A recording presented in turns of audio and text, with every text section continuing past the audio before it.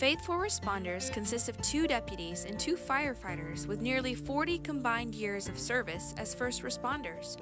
Scotty, Jonathan, Clint, and Jacob invite you to listen as they discuss various issues that first responders deal with in their daily lives as well as on the job. The crazy schedules, training, mandatory OT, and the extra gigs provide little time for family, let alone going to or committing to a church. Their prayer is that this will be something used to help keep you encouraged and equipped in your faith. So sit on back, but don't fall asleep. Yes, that means you, firefighters. And as always, stay safe.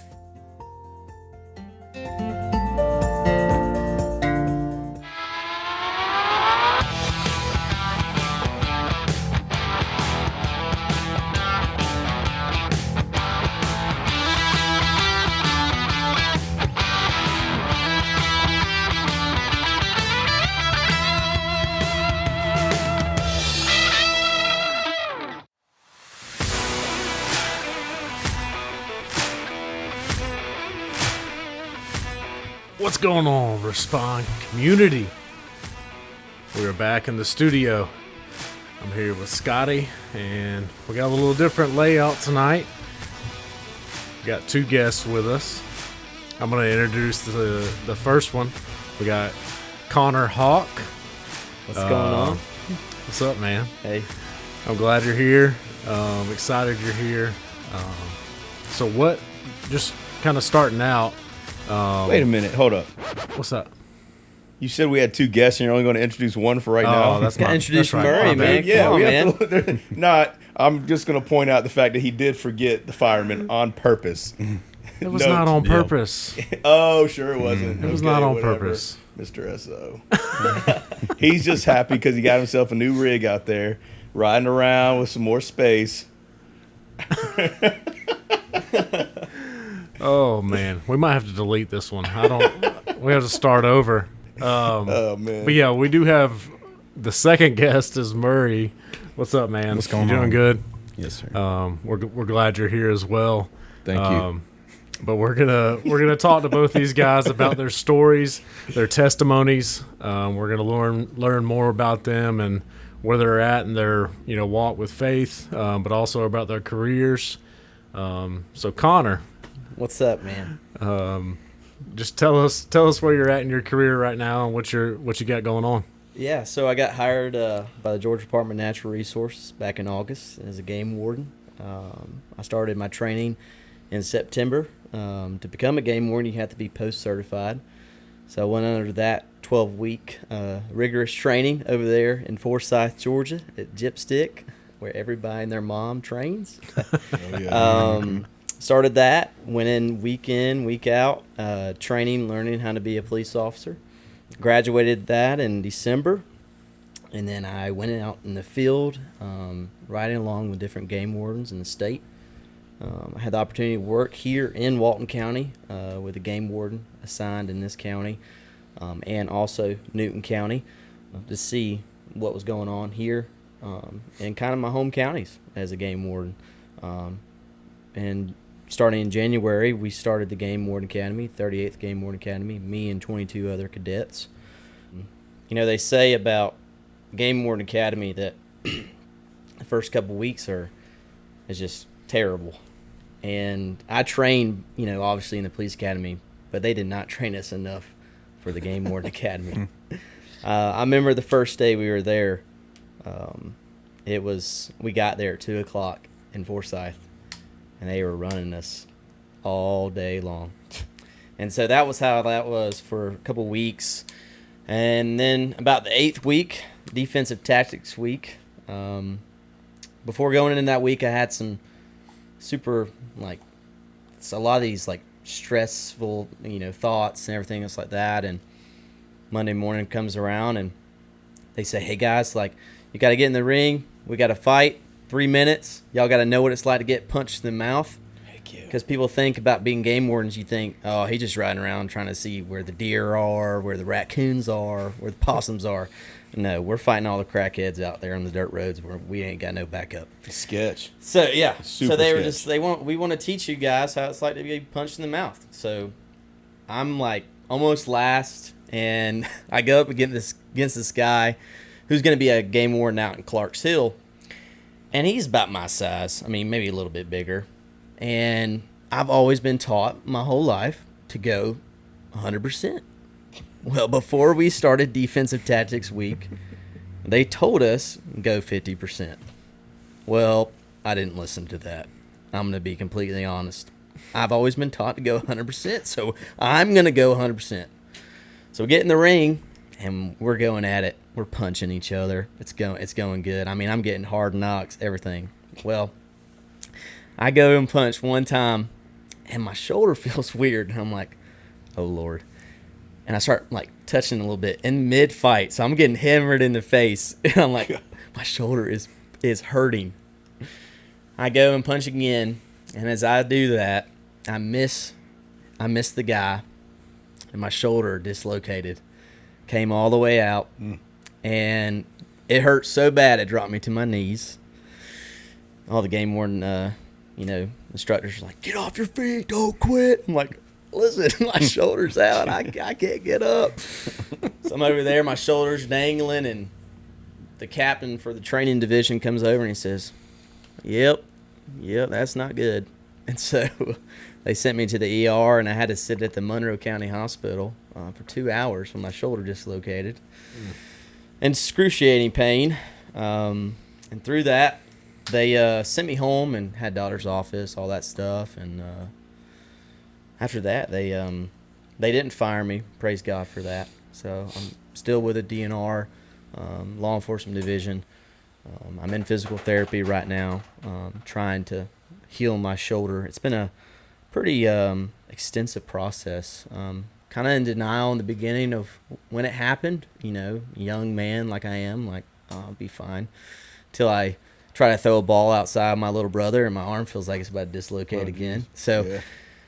It's been a process. It's definitely put I wouldn't say a strain on my faith, but it's definitely made me question, like, God, why has this happened? Like, why am I home?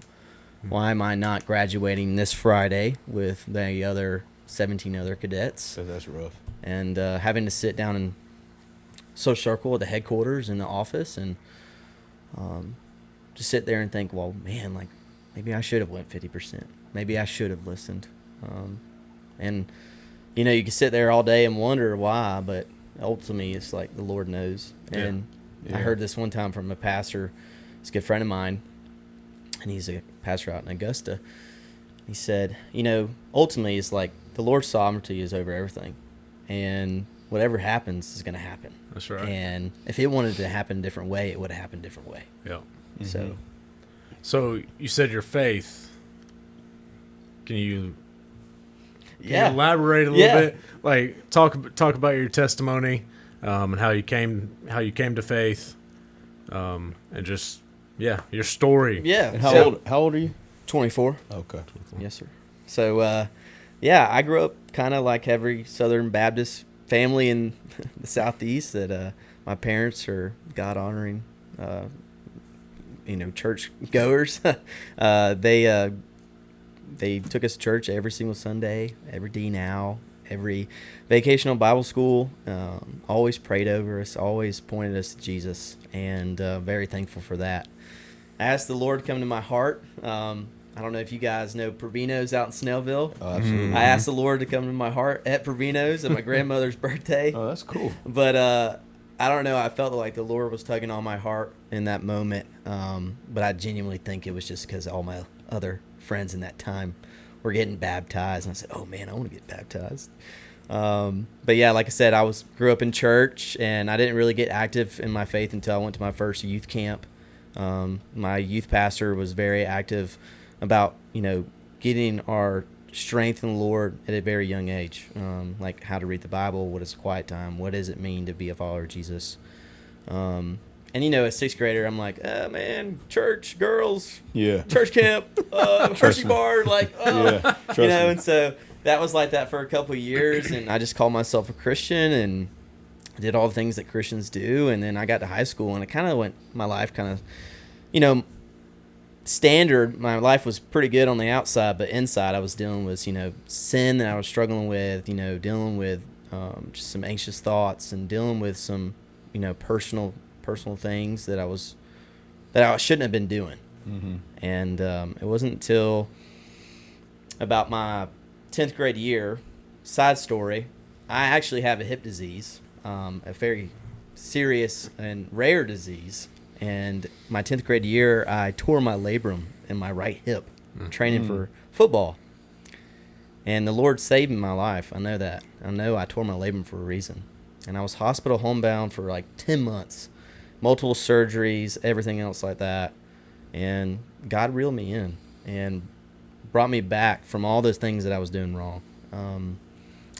I don't want to say rededicated. I felt like I fully dedicated my life to Christ going into my 11th grade year of high school. And the Lord just opened up everything in my life, brought me new friends, brought me, I just felt this Lord's favor all over my life, and just show me the purpose and show me the reason to live and to seek after Him. And then I went to college and had the opportunity to become a youth pastor at a church plant in Tifton, Georgia. And to say I had the opportunity to do that is just incredible. Like, just to look back at my life and to say, man, like, I was lost. I was so lost, and God used me, and it was incredible, and made incredible friends down there. And actually, when I was at ABAC, I had the desire to be a conservation, ranger or conservation officer, and that's when I pursued a degree in criminal justice, because, the DNR required a bachelor's degree to become eligible to apply. And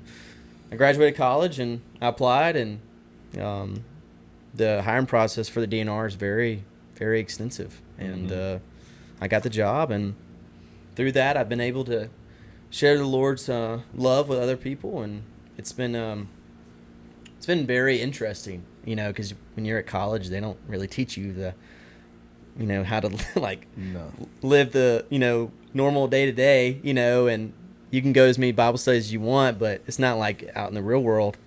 And so it was a big wake up call. I remember going to the academy after getting hired, and I was like, dude, these people are lost. Like, they just don't know who Christ is. But I was able to step into that, and I knew God had me do that. And I just felt like the Lord was like, listen, son, like, I need you to wake up, be a man. I've called you to do this. Go and do it. So I did that, and I was able just to be a witness to these guys. And I remember every person I would come in contact with, they would be like, yo, like, what's different about you? Like, what's going on? And I had the opportunity to share about who Christ was, and it was at the end of the academy. And this is like a little small thing, but they were looking for someone to pray for the class. And this class was like 70 people. Mm-hmm. Like, I only talked to like 20 people at max. Mm-hmm. DNR guys and a couple SO guys. And they were like wanting me to volunteer to pray for the class. And I was like, man, like, I didn't hardly talk to anybody. And God was able to use me as a witness for these people. And so, that's awesome, man. Yeah. So through all that, like, the Lord's used me, and to say like He's redeemed, like, all that, it's been incredible. So through all the injury stuff and all through that, I've had the opportunity to share the gospel with many people. Like, at the office, this woman that works the office, she came in, she's like, hey, where do you go to church at? And I didn't even said one or two words to that person. And so, and it's by no means me. It's definitely the Holy Spirit. And so, being able to let the Lord use it as a vessel at work, and especially being in law enforcement, or, being a first responder, you are the first initial contact those people have with. Mm-hmm. So if that first initial contact is like, oh man, this guy's different, then you're going to make an impact, even if you're not even sharing a verse with them, just showing love with them. Absolutely. Yeah, for sure. So that's kind of everything in a nutshell right there. So I guess the main thing I wanted to ask, I mean, you shared with me before, previously, about the injury. Yeah. With your hip and with your shoulder, actually. But like, so in the face of those adversities, I mean,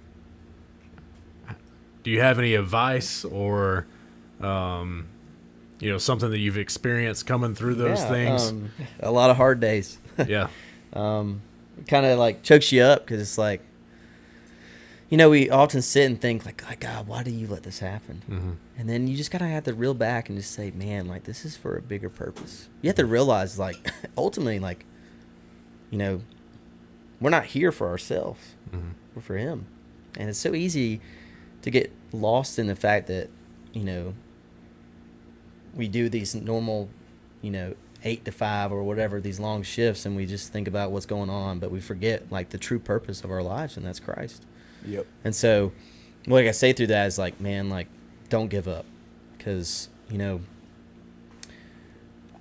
I think about, like, Joseph, because he was taken away from everything and put into a place where he didn't want to be, and God used him.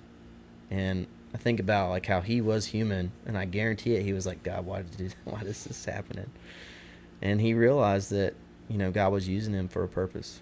And to sit here and say that it was easy, no, it's still not easy today. I mean, I struggle today thinking about why the heck I'm doing this. Like, why is this happening? Mm-hmm.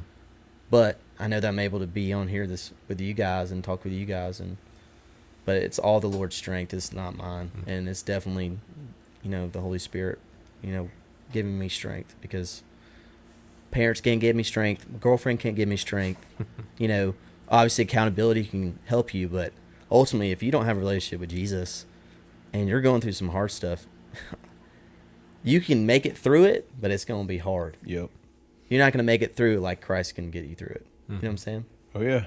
Well, you mentioned Joseph, and the thing is that when I think about the story is a lot of people nowadays, it's all about excuses. And this guy, his family, his brothers tried to kill him. Yeah. And then sold him to slavery. And he could have had, if anybody had a reason for excuses, it would have been him, but he didn't. And he kept on just working at the little things in prison, the scandal with Potiphar's wife, like all these things, he overcame that and became the second in charge, like the ruler pretty much. Yeah. And God gave him the ability to predict those dreams to get him to that point. So God allowed the negative things that happened in his life to ultimately get him to where he needed to be used by God. Yeah. And for you, I listen to your story and I'm thinking, well, you talked about your shoulder going out of, dislocating and being bummed out. And I know in first responding, Murray just recently got hurt on shift and he didn't even want to tell anybody. And that's how we are. Yeah. Especially We're I think tougher it's a man breed. You know what I mean? Yeah. And I know it's a man thing. We got that pride issue that we always deal with. But the problem is that God, you go back to when you had your hip issue, and it's like, well, he already prepared you for your shoulder issue. Yeah. Because he already allowed that to happen the first time, so that when you're a grown man, you can overcome it when you have more on your plate, more to go, more for future, more everything, girlfriend, all this stuff. In high school, you didn't have all this stuff. So you at least had your parents and people around you that you could, but you know how peer pressure. But what I'm saying is that in high school, we have nothing but high school. Some of us might have a job here and there, like Burger King or something, but it's literally sports, school, and friends. And now you're trying to start a career, a life. Family. Yeah, family, and the Lord allowed something in the past to kind of prepare you for that and now. And the thing is that you're stronger for that. And so this is just a little setback. Like you said, praise the Lord, they didn't let you go because they could have. Yeah, something you say about that, it's like the number one thing I heard was, in years past, they never would have done that. They would have fired those guys. And I was like, wow, even in that, the Lord's favor. But going back to what, saying about Joseph, I think was so cool, and I think a lot of people miss, is it says, but God was with Joseph. Yes. And I think about how, but God was with me. And God is with you, and with you, and with you. And we forget that he is with us in the midst of those trials. We think like being a Christian is easy, and it ain't easy. No. Yeah, it's funny you mentioned that. I forgot exactly how many times in the Bible it mentions those two words, but God. Mm-hmm. And it's usually when somebody was going through a trial. Yeah. And it says, but God delivered them, or, any other thing. And I forgot exactly how many times it says that in the Bible, but it's just amazing to think about how many times that we can go through trials and tribulations, but we know in the end God's got it under control. That's right. Well, I think it's part of our purpose. I don't. God never painted that easy picture. Look at the children of Israel, and He made them go through the wilderness. He made them do all those things. With Joseph, when you talk about that story, because I love that story. Me too. It's one of my favorite. It's one of my favorites in the Bible, and what I love most about the story, it doesn't really pertain to the what we're talking about at hand. But what's so great about the story as well is the fact that, like, dude, his brothers that tried to kill him and sold him into slavery, years later, he has compassion on them. He doesn't get back at them, and he welcomes them in. And we see that a lot of times too in Scripture, where that's happened to somebody, the prodigal son. There's one where he goes off, he does all these bad things, and instead of being cast away, the father brings him in. And it's all a sign of hey, I know that bad things are going to happen. And I don't think it's wrong. We've had this conversation before. I don't necessarily think that it's wrong to ask God why, or to ask God question. Like, I don't want to say question because that sounds negative. Yeah. I just had a conversation with another buddy because he goes, so you don't think it's wrong to ask God, question God? And I said, well, it's different. Because, like, with my father, a lot of times when I try to analyze things with Christ, I try to analyze it what I would do with my earthly father. And so if I went up to my dad said, don't do that. Like, okay, my dad was an Atlanta police officer for 35 years in the city of Atlanta. So he never let me go inside the perimeter. And as a high school kid, 18 years old, I get so pissed about that. I get so mad. I'm like, but everybody's going down there. There's a whole huge festival, like all the chicks are going to be down there, And I'm like, this stupid, ignorant mind. And he's like, nah, I know what happens down there. And so, but when I went to him, I didn't say, dang, Dad, like, why won't you let me go down there? No, I would go up to him like, Dad, like, I really want to go down there. Like, what is the reason why you won't let me go down there? And then he sits to me and he explains, well, son, here's why. Because I've seen what can happen here. I've seen what can do this. And he reasons with me. He talks to me. And he has that conversation and that relationship with me.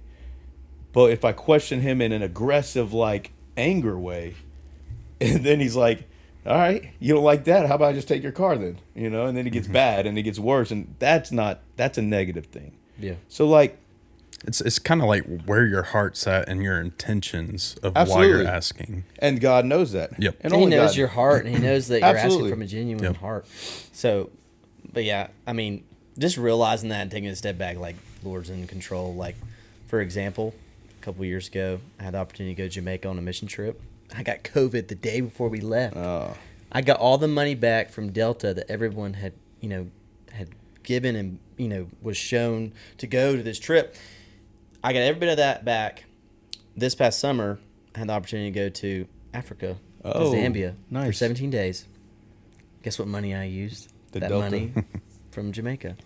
That's what, and I think from all that, I have hope and know the fact that God is either protecting me for something, saving somebody, or teaching me something, And so just constantly reminding. And it's a constant reminder every single day as Christian followers, like, Christ on the cross for us, like, we should have joy, like he overcame, Yeah. That's what sets us apart. Yeah. That's why people know they see something different in you. I mean, in the fire service all the time, people come up to me and they say things to me, and I told Megan, I'm like, it's weird because there's a lot of people that our lifestyles are nothing alike, but we're drawn to each other. I'm drawn to them because I want them to know the Christ that I know, and they're drawn to me because I have something that they want and they desire. And God allows that. It's almost like a cologne, like this fragrance. And it's weird because I tell Megan all the time, I'm like, my wife is Megan.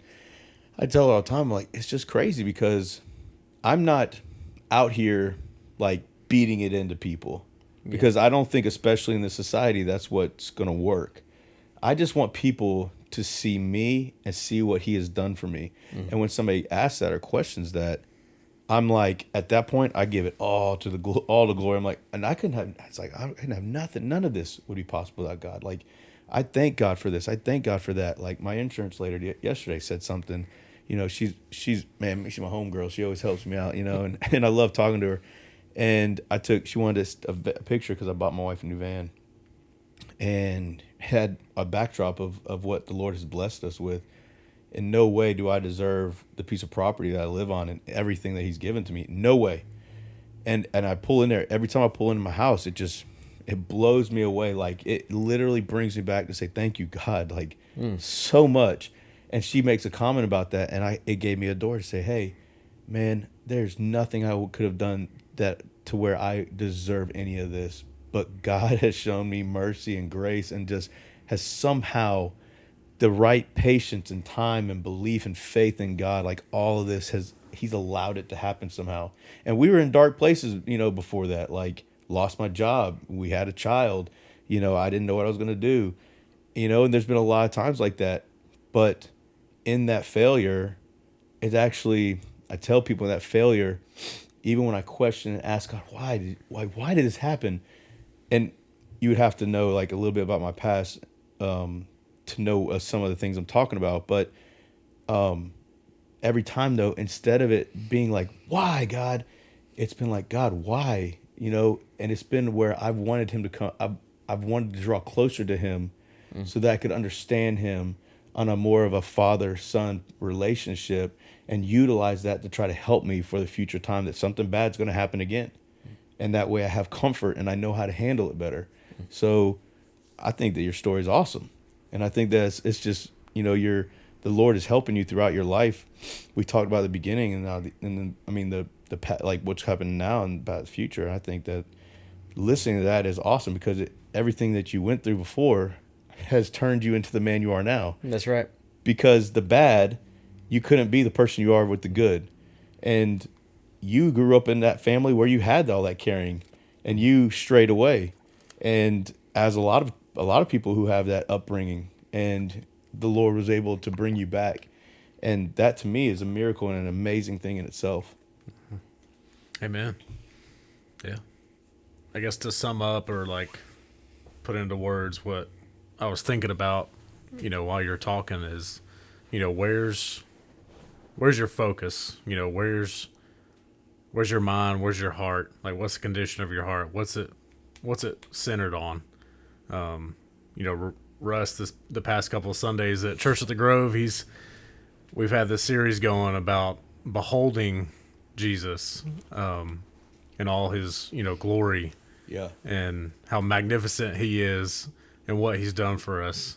So, where's your focus? Like, is it on the here and now, the circumstances that you're in, or is your focus on the things of Jesus and eternity? I mean, that's kind of what it boils down to. I mean, because if your focus is there on eternity and Jesus, I mean, it's like you said, it's going to be a cologne.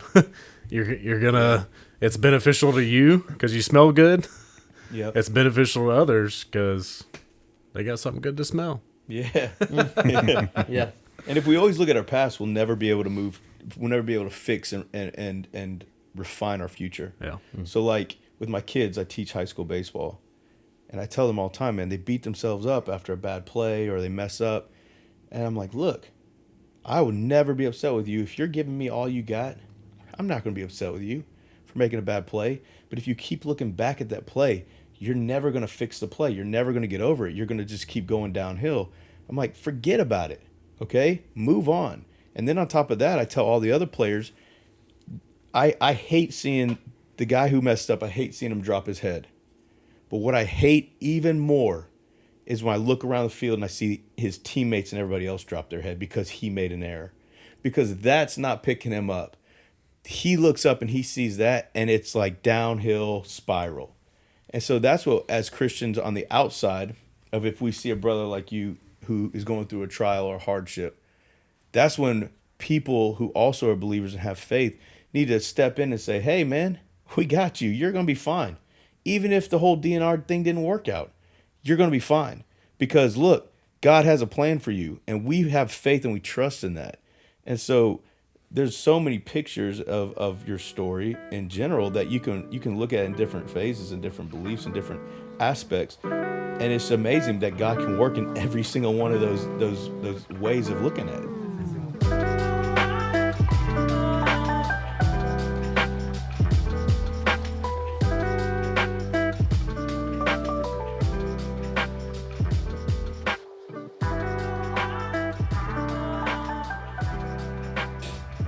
Murray. Scotty has a mouthful of drink. Yeah, it's because I didn't want to introduce Murray. I just felt bad. I just felt bad because he had my station and works with me, that I figured I'd ask him to come. It was out of pity. Yeah, I understand. Straight pity. No, so I've known Murray for about 2.5 years now. He actually went to church with like my mom and dad's church. Okay. Well, I just found that out not long ago, and he went there for a while, and then he and I met each other at Newton County. Sorry, dude. You're fine. And then we had a class. Well, we were down at Gypstick together, and we were in class, and Huff was down there. If everybody remembers Buff Huff, rough around the edges Huff, you know. And so we were down there, and I got to know Murray a little bit better. And then Murray was wanting to come to my station where I was at with the ladder truck, because he's wanting to be a ladder guy, which I don't blame him. Who wouldn't? Stupid engine guys. And so, Right. Truckee for life. yeah, Clint, what an engine guy. Oh, I can't wait. He's going to Michael Scott me. Get ready for another roast. Did you hear that, Murray? Murray's a big Office fan. Oh, yeah. Did you hear that? Yeah. So he's come over to my station, and now he's my main man, my driver, my backup guy. Like, he's if I can't make it, he's the officer on duty, and he takes care of that. We have a relief driver that's about to promote, and then we also have a rookie that's starting to try to get into his relief driver, and so Murray really helps coming over there, giving us 4, and it's been a blessing since he's been there. I've really enjoyed him being there. He got a little hurt for a little bit, and then he's been out for a couple weeks, but then I'll let him tell you the rest of the story, because I was just about to say, are we going to let him talk? he's Or? also a new father. So go ahead. Yeah. Well, thanks. First of all, thank y'all for having me on here. So my name's Mike Murray. Been with Newton for a little over 4 years now. Kind of same story as Connor. I grew up with Christian, in a Christian home with good Christian parents that were, we always went to church on Sundays and Wednesdays and Awanas, and Oh yeah, just trying to stay involved. Oh yeah, had all the badges and the vest and everything. But grew up going to Christian schools up until high school. So what Christian school did you go to? Went to a couple of different like elementary schools, like Victory and all that stuff. In middle school, I went to Prince Avenue. I was there from 5th grade to 8th grade. Tuition was getting too expensive for my parents, especially the 2010, 2011 market that was going on around there. So they basically gave us an option of homeschool or go to public school. Yeah. So it was me and my brother. He's 16 months apart from me, so he's younger. He was like, I don't want to go to public schools in Walton County yet. So they homeschooled him for a little bit, and I went to Walnut Grove. And honestly, I'll back up a little bit, tell you a little bit about my faith. So, I grew up in church, and I always had a good understanding of what it is to be a Christian, but I didn't truly understand how it is to know God. And I remember one Wednesday night, actually specifically that Wednesday night, the youth pastor was talking about, kind of the fire and brimstone message. Where was that at? That was Belmont, the church that I told you about. Cool. So he was just talking about, how, when you're young, you may not fully comprehend what it's like to be a Christian and accept Jesus in your heart. Yeah. But then he went on to explain how, hell is a real place, and if we don't accept Jesus in our heart truly for ourselves, not just because somebody tells you to, then that's where you're going to spend eternity. And, I'd probably heard that 30, 40 times at that church, but for some reason that night, it just hit me like a ton of bricks. So I remember telling my mom on the way home, I was like, when we get home, can you come with me into my room and just pray with me? Cause I want to be saved. I don't want to go to hell.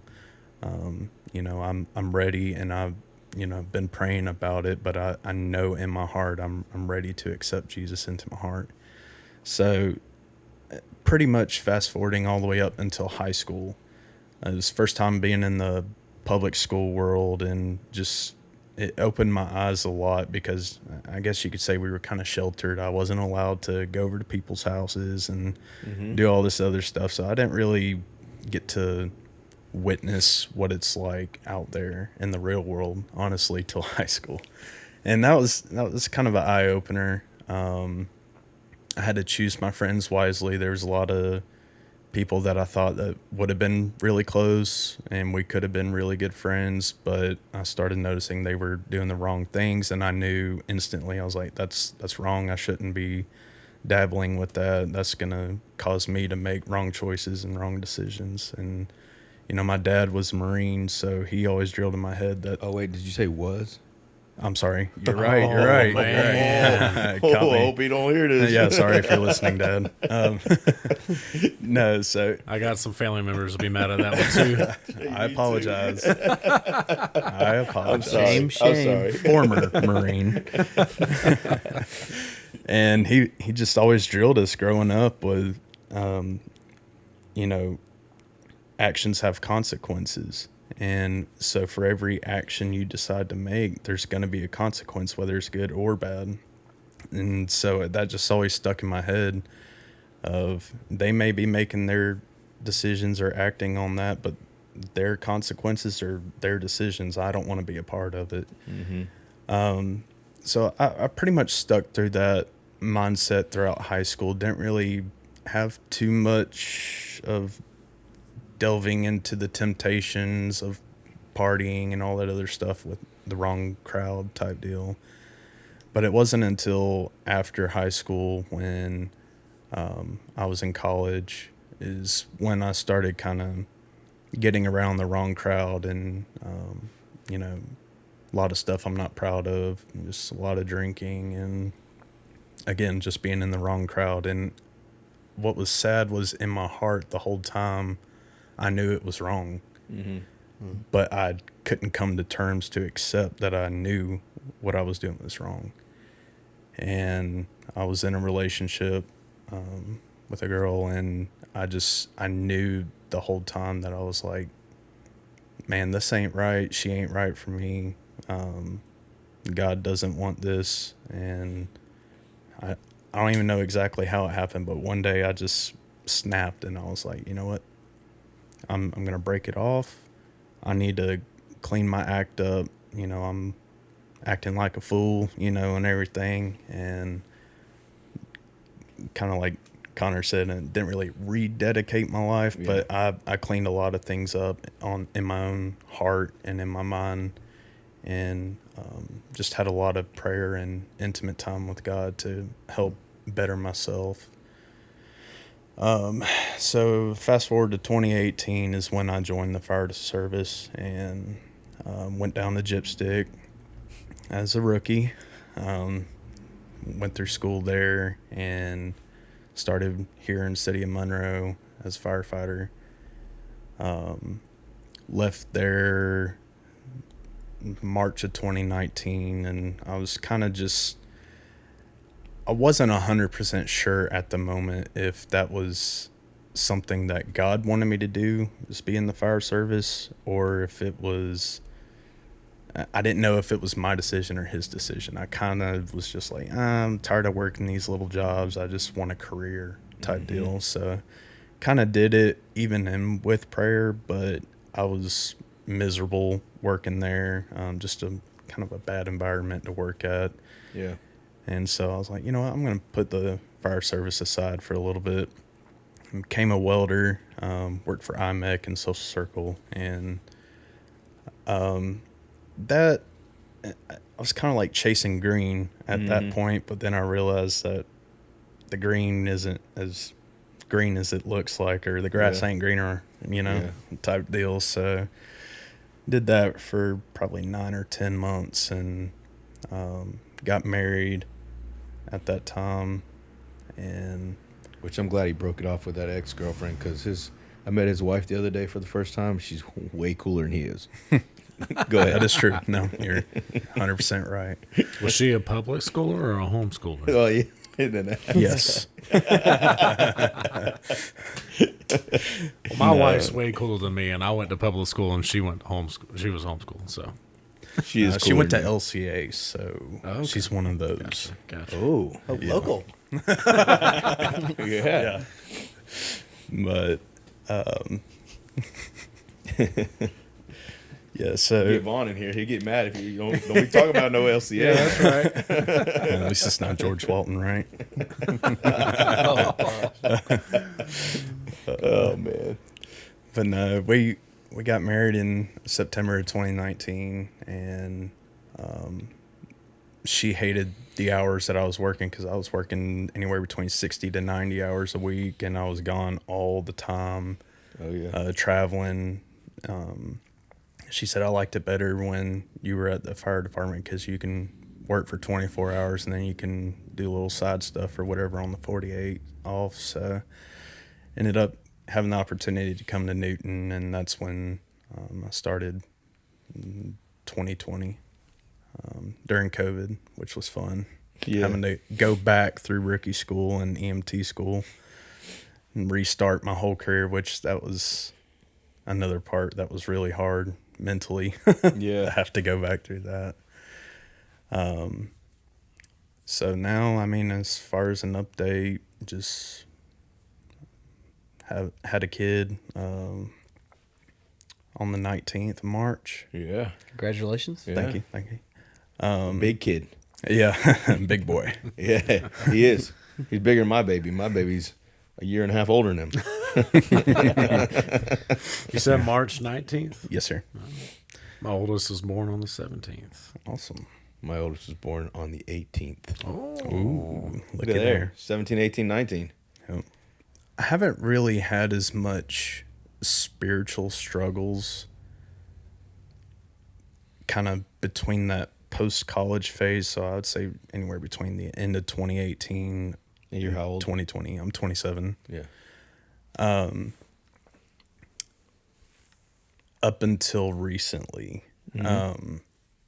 because we bought a house in November of this past year, and we felt like everything was going good. We finally got a house in this crazy market that's going on, which was already a headache and a half, but we got a house, kind of felt settled. Wife was pregnant at the time, and she was going into her third trimester, and it was just miserable for her. She couldn't walk, she couldn't pretty much sleep or anything like that. So I was having to do a lot of stuff on top of, just updating the house, ready to have a newborn in it and everything. So it was pretty tough mentally on that. But it wasn't until I think it was early second week of March, when I injured my shoulder. Put me out of work, and it was a lot of stress already knowing that I'm going to be out of work and then have to be out of work for paternal leave on top of that. My wife works from home, which is a blessing and a curse. But her company did not pay for her maternity leave. So we had already had a little savings account saved up to kind of supplement the payment for her being out, but we didn't factor in me being out on top of that. So, you have all the financial stress on top of that, and then being out, and then the whole delivery of the baby kind of went way worse than expected. It was not we were in the hospital for 6 days. So We got through it though. yeah, absolutely. We got through it.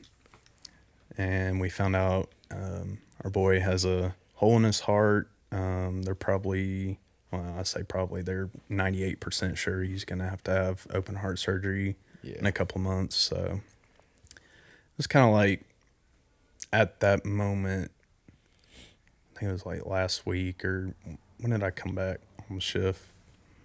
2 shifts ago. Okay. It was about last week. I was just mentally, spiritually, physically, just every kind of broken you can get. And it was very tough because, you know, as men, as fathers, as husbands, we're supposed to be the rock, the stronghold for our wife and our family. And I just felt like I was pretty much failing them. And it was really hard. And my wife, I love her so much. She was just like, you can't handle this on your own. You need to let God take that burden off your shoulders. And this isn't always up to you to have to carry that burden. And she's just been very uplifting. And honestly, through all this, I couldn't have done it without her either, because, you know, I can do as much praying as I want to and have that conversation with God, but there's still a little bit, you know, that goes through your mind when you're dealing with financial stress or any type of other stress of, you know, I'm a man, I'm supposed to be hard, I'm supposed to be tough and everything, but, you know, we all have struggles. And just being able to give that to God and then have a very strong emotional and mental supporter by your side to help you with that in a physical aspect is just, it was huge. It was like I just felt this like huge weight off my chest. You know, it's like, yeah, I have all these bills to pay and everything, but it's like, but God has it under control. God. You know? That's right. It's been enlightening, honestly, the past week, and being able to go back to work, be back on shift, and have that sense of normalcy and everything. It's been nice. So Yeah, and then you lose your great uncle who. yeah. Found out yesterday at work, his second shift back, and then my great uncle passed away and everything, and I was like, all right. Yep. It's enough tests for a year, Lord. I think I'm good. When it rains, it pours. Absolutely. Well, I'll tell you, I hate saying this, but you know, it's still, the devil will still pick at you. Absolutely. It's never over.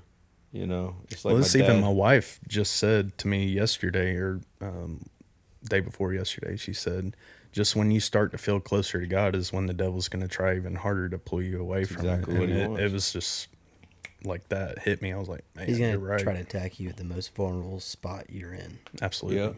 He's a roaring lion waiting to To attack. devour. Yep. Yep. Mhm. It's like my dad, whenever somebody says he's cancer free, oh, he's cancer free. My dad goes, no, I just got my dukes up ready for it to come back. He goes, he just ain't, it ain't here now, but it's coming back. It will.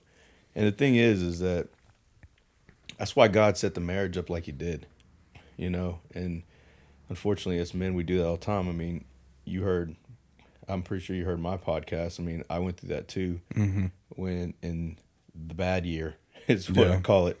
Yeah. And I tried to do the same thing, and it hit me bad.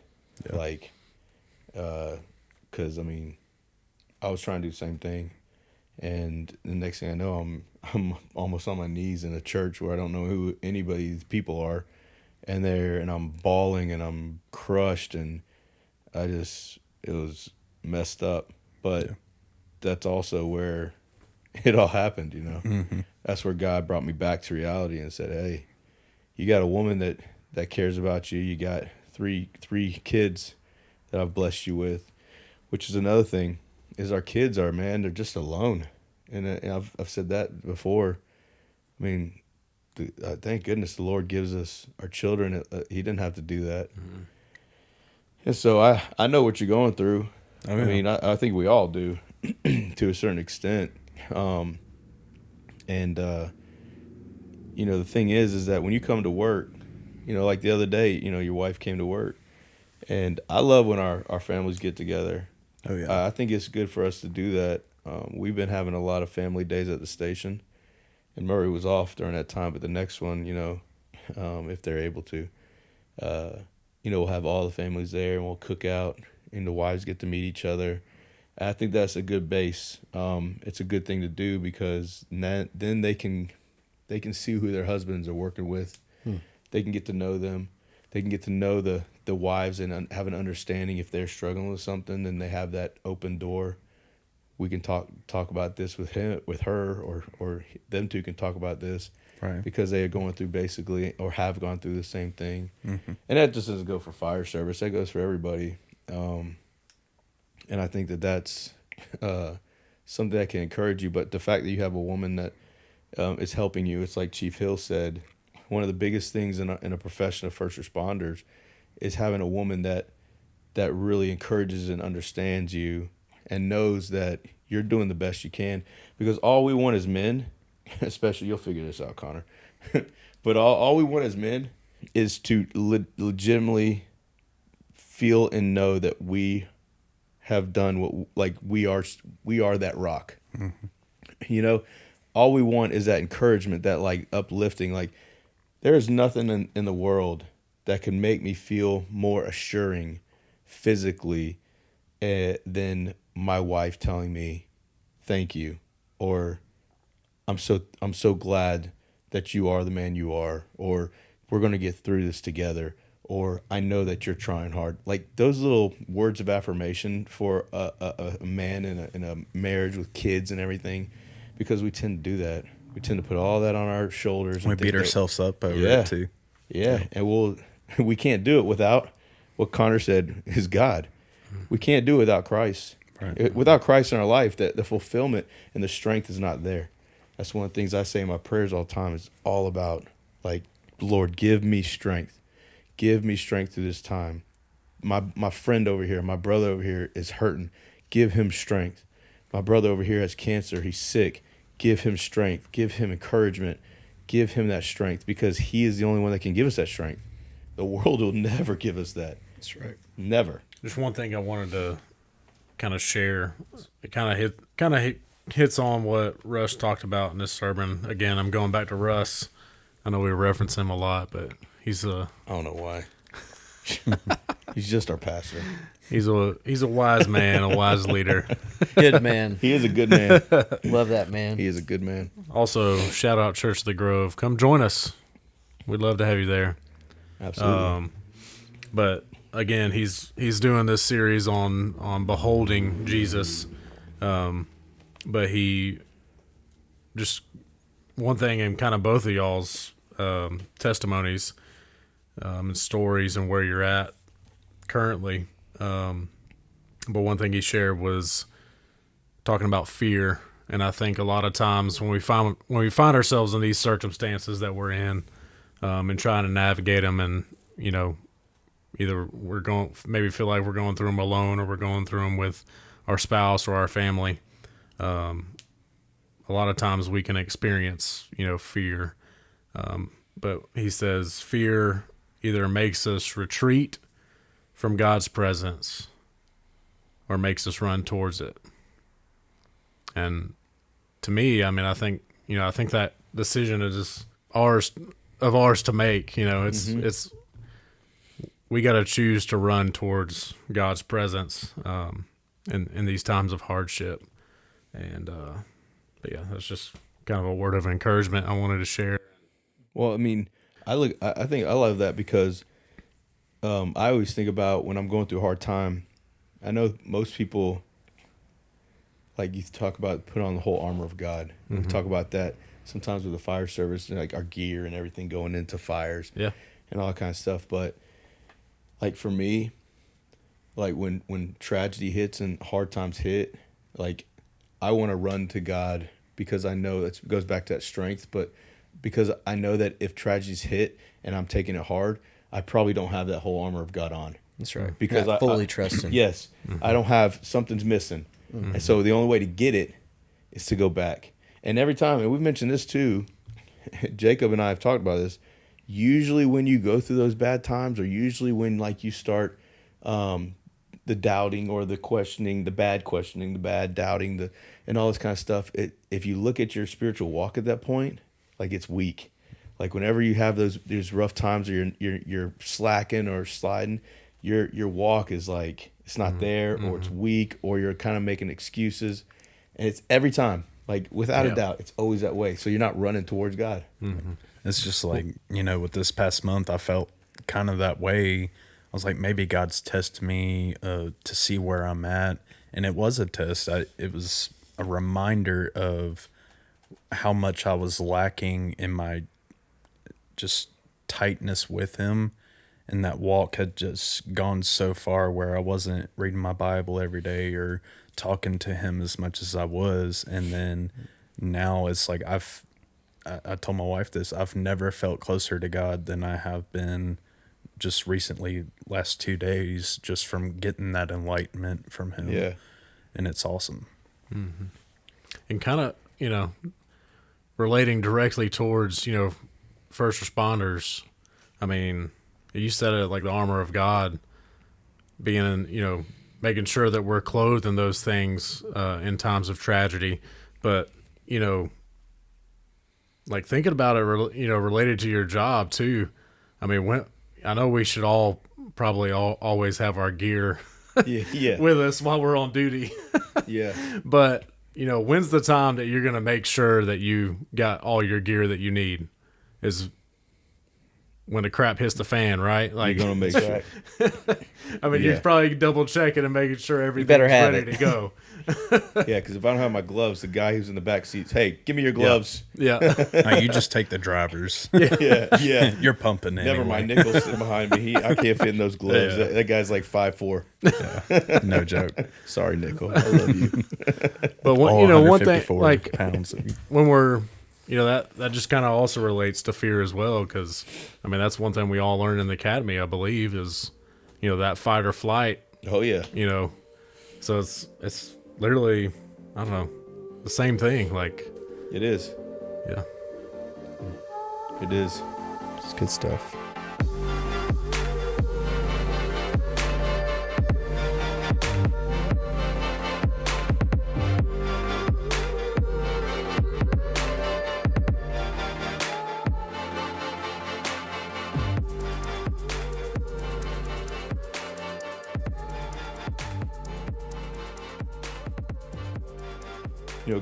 God's a just God, so we brought sin into this world, and I wish we could understand. I wish I could 100% understand why your son was born with a hole in his heart. My one of my good friends, his and Megan's, we're friends with their couple. Their son has had, I'm gonna get it wrong, but I mean he's had a lot of open heart surgeries, several open heart surgeries. Mm-hmm. And I couldn't even imagine how rough that is on them. And he comes out every time as strong as a whip, and but I know the anxiety and the fear that they have. We've seen, I can see it. Yeah. And he's a DeKalb fireman, and I can't imagine that, and I don't know why, but at the same time, we live in a world of corrupt and evil and sin. I don't know why the Lord took my kids early, and didn't even let us, allowed Megan to have them born, but yet not get to take them home. Yeah. I don't understand that, and we're not supposed to understand everything that goes on in our lives and the tragedy that happens. But when that stuff does happen, that's when Satan's gonna start working, because he knows that we live in a sinful world, and he knows that we can fall. Like Huff said, it's way easier for somebody to bring one guy down than it is for two to bring one guy up. And it goes back to what I said, we got to be accountable, which includes, helping each other out and making sure that if you're running away from God, I step in and say, hey man, we need to start running towards God. We need to encourage each other. And then they'll see that through, like what Connor and what Murray were saying. I mean, they'll see that through who we are, because we will shine. We will smell different in a way, and that's intriguing. It's like I told somebody, and I've said on this podcast, when people of faith, when something bad happens to them, a lot of times they run from God. And now you got people who don't have faith. They're always running towards God when something bad happens. And it's like, I've seen transformation of some of the guys we know in our shift. And it's just like, man, just please give him a chance. Give him a chance. Give him a chance. And one of them has. And he's doing great, you know? And that's what it takes. Yeah. And they don't understand that because they've never had that, you know? Good stuff, y'all. Yeah. Yeah. What, anybody got it? Murray or Connor, y'all got anything you want to add? I'm good. Just don't give up. Keep That's on right. pushing forward. Absolutely. Let go and let God. When we were Yeah. at the Game Warden Academy, we ran about 3 or 4 times a week. We'd run the perimeter at Gypstick. You know, if you've been to Gypstick Jerks. before, They're the You guys. know. They're the guys. Hey, everybody knows this. They're the guys. It says, don't make a noise before 6 o'clock. And 5:15, 5:20, 5:30, they round that corner, and all you hear is, hey, good morning. game on. Game on. And I'm like, you bunch of jerks. How do y'all get outside of the scope of practice here? But yeah, just don't give up, man. Just keep pressing forward. I know you hear that all the time, but just keep pressing into the Lord because He's going to get you through it. And everybody's going to go through different trials and different situations. Everybody has a different story. But in the day, it's like if you remember that one thing that says in Scripture, but God was with Joseph, and you just say, but God is with me every single day, even in through the trials, you're going to be okay. And it may seem like God is so far, but you hear all the time that during those times, God is ultimately there with you the whole time. So it's that constant reminder. And I have to do that every single day. So Absolutely. Every morning I wake up, I throw my legs to the side of bed, and I say, thank you, God, for giving me my first breath this morning with my eyes open. Thank you, God, for giving me breath. Allow me to use that breath for your diligence and your pleasure every morning. And I fail all the time, you know, but you're absolutely right. Yeah, it's a daily. It is. It's a daily grind for sure. But we got to keep doing it. We got to keep pressing on. so Amen. Yeah. Yep. Yeah, like keep bringing up Russ. Another Terrible. thing I read in my notes just now. The butcher. Another thing I just read in my notes though was that it's our relationship with Jesus is not supposed to be just transactional; it's transformational. Yeah, I love that this past week. And like, that's fire. I mean, it's not just about us getting into heaven. It's not just a transaction of why we put our faith and trust in Jesus. It's about a relationship. It's about transformation of the heart. And that prompts you to go love other people. Exactly.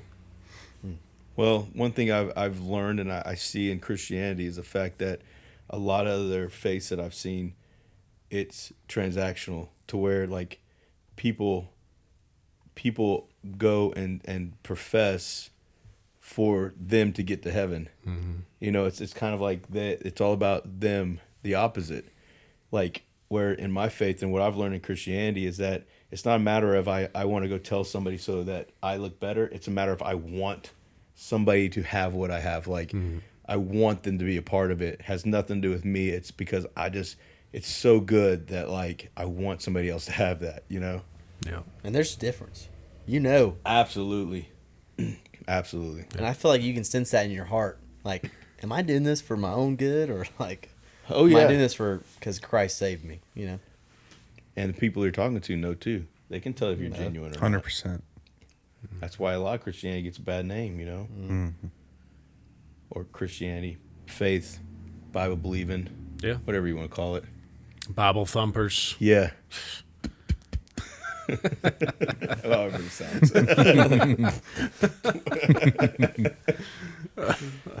Well, y'all got anything else? No, sir. We're gonna move into a segment Oh, great. we've been doing here Dude, a few times on the show. You didn't warn me. You said you didn't need a warning last time. Oh, man. I got to come He up with always something. Hey, needs a Murray. warning. Murray will help me. I like Murray. Okay. Murray helped me out. So, Murray, Oh, God. I'm scared. No, he'll chime in. Yeah, we'll give Scotty a hand here and give us a health tip. Scotty B. Hit us with that health tip, boy.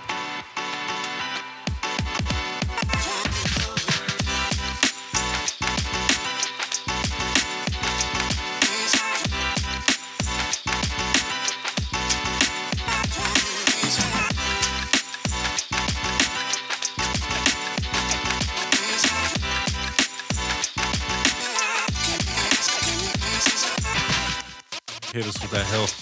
Hit us with that health. Hit us with that health.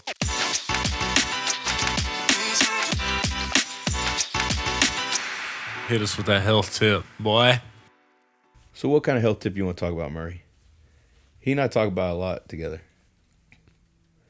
What would be one we've talked about recently? He might disagree with me, though. Now I'll put him on the spot. He's like, I hated that health tip. That one Bulking stunk. versus cutting. Oh, well, we've kind of gone over that, but yeah, with bulking, I mean, cutting, you got to do a lot of carb counting. You got to do counting, but you also have to eat a lot. Cutting is super hard. It's hard when people come up to you and they say, I want to bulk and then lose some weight. And it's like, oh, that's the hardest kind, because you either bulk or you cut. And you normally, within the last couple of years, all I've been doing is bulking. So there ain't no cutting. It's always going on bulking in this season. But so like Murray and I were talking, because he's trying to lose some weight, because he's pretty strong dude and he's bulking up a lot. But the misconception is that to cut you can't eat a lot, and that's actually when I start gaining weight, is when I don't eat a lot. When I start eating a lot, I actually gain, like I lose weight. And when I'm heavier, when I weigh 240, I look way less than 240. But when I weigh 230, I look like I'm 250. Because if you don't eat and then you're not eating good things, all that settles and all that sits, your metabolism stays low, it doesn't go high and all that kind of stuff. So like what Murray and I have been trying to do is drink more protein, kind of get your metabolism staying high. Today I didn't eat a lot, but when I get to that point where I don't have anything where I'm making food or I haven't eaten, I at least make a quick protein shake, have something in my belly, and because also if you don't eat, then it makes you overindulge later because you're so hungry, and your body doesn't trigger that you're hungry till a certain amount of time, which I've talked about before, and then you've eaten all this excess food and you're not even utilizing any of it for a positive purpose. It's all going to fat and storage and all that kind of stuff. And you can utilize some of that, but like this, it only is to a certain degree. I mean, there's a time point for all this, You're supposed to take a certain amount of protein in, but you do need to spread that out, because you can't go like, taking a ton of protein the next day go, oh, I used some of my protein yesterday for this day, and it don't work that way. So, yeah, you remember when you got on to me about drinking that 180 grams of protein at one time. So I don't tell people to do that or suggest that, because to do that you're gonna have to do something to get to that point to work that. But then again, he and I didn't realize he was working out before shift. So like him working out gets his metabolism up, and then he still does a little something with us later. So if you do that within the period of time where you're taking that protein in between those two times, absolutely, because your body will burn it. It doesn't have the opportunity to store, but it's only going to sit there for a little bit waiting. Like that stored energy is only going to sit there for a little bit, and then after a certain period of time, you miss the window. Yeah. And so I would say, the biggest misconception with bulking and cutting, and I think we've said this before, is the fact that you have to eat way more to cut. If you're cutting and you're not eating, you're doing it the wrong way, and you're malnourishing your body. Because there's no way you can build muscle without eating, and there's no way you can cut without building muscle. So like you have to build muscle to actually have some kind of cut, but if you're not eating, and a lot of these guys too, they're taking around all these supplements and water pills and all that stuff. You should see the crazy. They take diuretics before these shows and stuff that takes all the water out of their system. So I can't imagine how bad they cramp like the day before. I mean, when they're up there flexing and stuff, and the first thing I think is like, dude, how are they not? I would cramp instantly. Yeah. You know, because if I'm dehydrated, dude, and I flex a certain way, I'm like, oh my gosh, And your That could- toes and your feet. Oh my goodness. That also could be because So bad. I'm super old and you know. Yes. Yes, you are. That's probably part of it. Dude. But yeah, so I would say, man, if you're trying to cut, you know, eat good food. Don't eat a lot of food.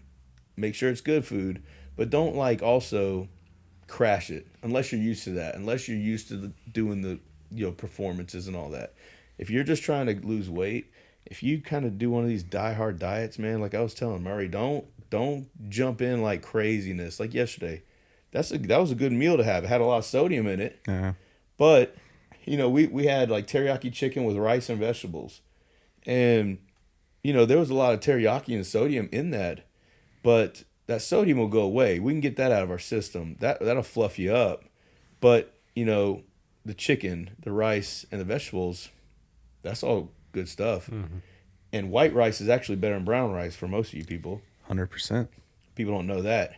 Brown rice is not that great for you. Mm-hmm. Jasmine rice, white rice, you know, we always were told a while ago, oh, brown rice is the way to go. Brown rice.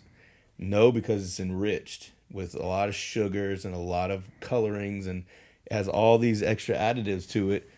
So people eating this brown rice and like, God, this stuff is terrible. Like, ugh, yeah. And all these years, and the whole time it's making us fat. And I'm like, what the heck, man? I ate all that raw, you know, like regular chicken and brown rice for nothing. I love white rice now. Oh, yeah. So I would just say that. Cool. And eat, and make sure you try to make it as good as possible, but don't make it where you hate it, because then you won't eat. Season your chicken. Yeah, simple thing like that. Go ahead and season the chicken. It's okay to take a little bit of sodium in. That's not gonna make you fat. That's just gonna hold water. You know, don't take too much sodium. But yeah, season it, man, because then you'll enjoy eating it, and that's the key. And eat a brownie sometimes. Absolutely, I'm all about that. You got to have good mental health, okay? Yeah. I agree in that. I am absolutely for eating brownies and vanilla ice cream 4 times, one after the other, in my bulking season. That was the last 2 shifts. We eat ice cream every shift. I love it. Nice. But yeah, I guess that's it. Thanks for putting me on the spot, you jerk. Hey, man, you know, when you're the only one that shows up, I gotta have somebody do a segment. Well, yeah, it's fun. Yeah, it is. I'm waiting It for is. my jingle. Yeah, we'll get it. Oh boy, Hulk smash! That's actually my wife's text message. Nice. It goes off all day. All day. Every day. Well, that's because I have 4 kids. Poor Murray. Yeah. That's why I have 4 kids. Oh man. She's like, this one now, this one now, this one now. I'm sorry, baby. Well, we're gonna wrap things up, but before we do, we always like to just kind of take a time at the end and anybody got any prayer requests that they want to share? My whole life. Your whole life. Oh, seriously. Yeah. Yeah, prayers in general. Y'all heard Yeah. y'all heard what Murray's going through. So keep him in your thoughts and prayers. Appreciate For it. sure. Connor as well. Yeah, please, if you don't mind. Yes. And then there's a family friend of my father's and mother's. His sister got diagnosed with cancer again. So just praying just for her strength and just the family surround her in this time. I didn't know that she had got diagnosed with it again. I actually had the opportunity to share what I've been going through with her. And my family actually told me like a day later, like she got diagnosed with cancer again. So I'm not gonna put her name out here. Yeah, on yeah, here. yeah. Oh, yeah, that's fine. Yeah. Just kind of an unspoken prayer request for her. Just pray the Lord would just heal her and that, she'd be back 100% strength. So Yeah. God, cancer's terrible, man. Mm-hmm. Yeah, mine's still my buddy he's got up and down. His days are up and down. Yeah. I think it's good that the Mets are back on TV, which I freaking hate the Mets, but go Braves. it gives him something. It gives him something, Yeah. because some days he says it's tough. And I can't imagine. I hate it. I've seen my dad go through it. Yeah. I've seen I've seen friends go through it, so I can't imagine. So, yeah, just keep him in your thoughts and prayers. Chris, I love you. So We all love you, buddy. yeah, Yeah. the Been king, praying. baby. Been praying for you, man. I don't know you, hadn't met you, but Maybe I can get him over here. just one by day. the way Scotty talks about you, dude. We Maybe. love you. We love you, man. Maybe I need to try to get him over here. Yeah. The king of trucks, bro. One of the best truckies ever, dude. Best information ever had. Don't worry about the rear; it's coming with you. That's awesome. Oh man. Yeah. For me, kind of the same. Just continue to pray for my wife and then our pregnancy, Yep. and yeah, things are going good so far. You know, praise God for that. But just continue prayers that they continue to go smooth. How far along is And 10 weeks. I think she just hit 10 weeks. she? Okay, cool. It's my first time Yeah. ever hearing about this. Oh, my bad, dude. It's okay, man. Well, you I know always what? get Jake at these life events. Always. You know, Connor. Oh yeah, we moved. Really? What house number is this? 5. You know, Connor's giving him a hard time, but I'm gonna stick up for my boy. You know, he would have known that if he listened to our podcast. Oh, true. True. It's okay. It's okay. Which he claimed he listened to the last one, but I clearly did. he didn't. He didn't listen to all of it Oh, because you would have heard it. that wasn't Huff's, wasn't it? It was the first one. I listened to Huff's. Maybe I wasn't Dang. listening to closely. Dang. It's okay, Jake. It's all right. Still love you. And I just got some other unspoken family requests.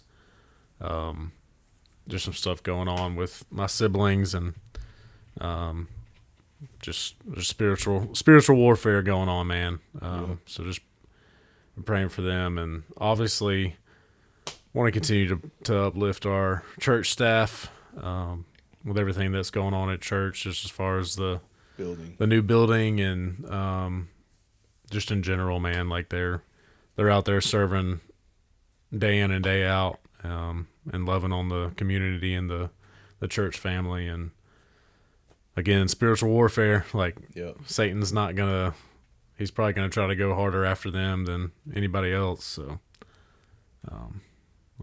let's continue to lift them up in prayer. Bring it, you old devil. That's right. Bring it. That's right. But if that's it, guys, y'all good? Yeah. Yes, sir. Thank you. All right. Man, thank y'all Yes, so much. thank for y'all being so on. much. Thank We you really for having enjoyed us. this. Yeah. And we would love to have you back, like I said, anytime. Absolutely. So, I'll be back. nice. All right, y'all. Well, we're gonna get out of here, guys. Respond family. If y'all have any requests or anything y'all want to, to reach out to us about, please do so. You can reach us on Facebook at Faithful Responders. There should be a link or a button that you can click to send us an instant message. We'll be glad to chat with you, or talk with you, or just pray over any requests you might have. We'd love to hear your feedback. You can do either one of those things also at respondcommunity@gmail.com. That's respondcommunity@gmail.com. That's it, y'all. We're going to head out. Peace.